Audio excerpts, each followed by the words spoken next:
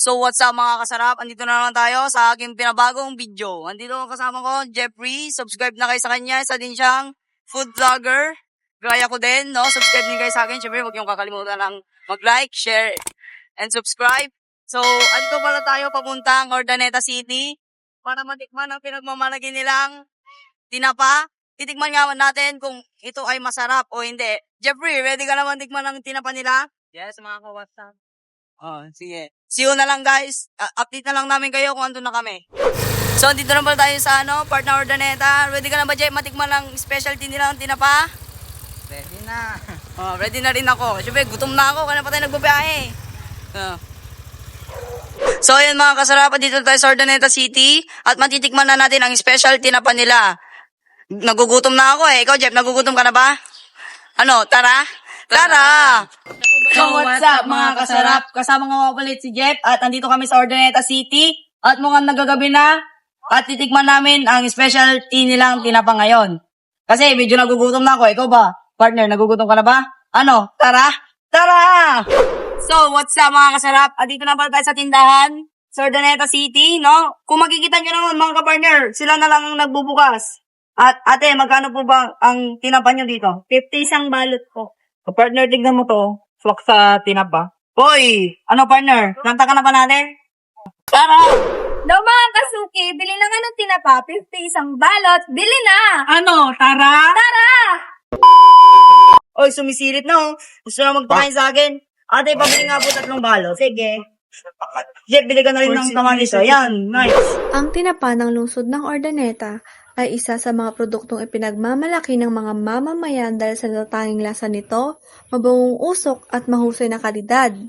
Bukod sa pagiging masarap na ulam, ang paggawa ng tinapa ay nagbibigay rin ng kabuhayan sa maraming pamilya at nakakatulong sa pagpapalago ng lokal na ekonomiya ng Urdaneta City.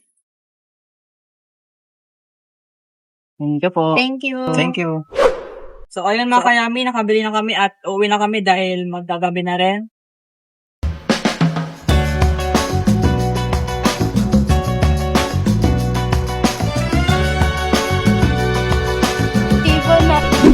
So, what's up mga kasarap? Luto na pala.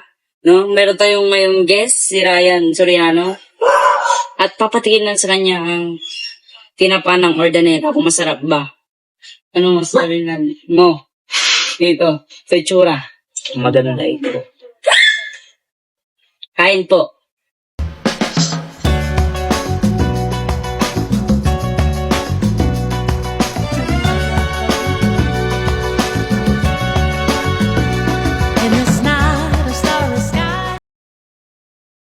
Ano masasabi mo rin? Masarap ito. Masarap. Tsaka, ito hindi pang mayaman, hindi pang mahirap, pang saktuhan lang.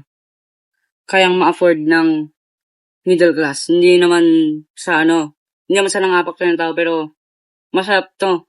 Tsaka, hindi porket mahirap ka, itong pinakain mo. Low class ka. Masarap.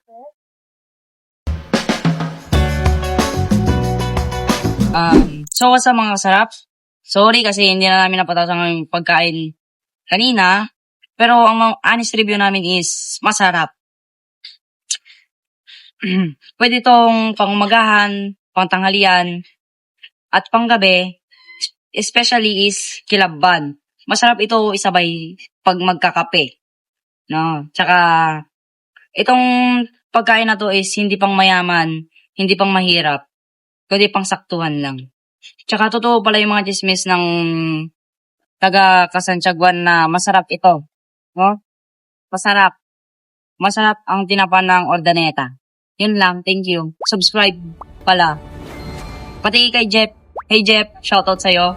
And shoutout pala sa store ni Princess Alexandra Marie. Ang sarap ng tinapa nyo. Yun lang. Solid. I love you. Yun lang. Ingat. Wooshoo!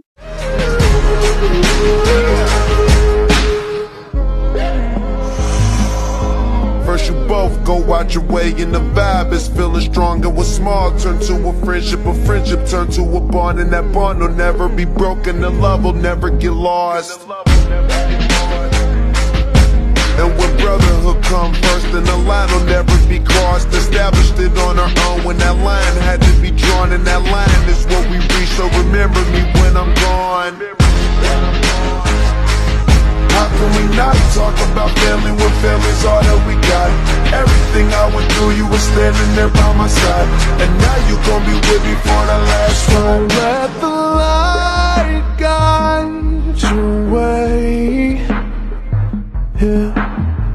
Hold every memory as you go, and every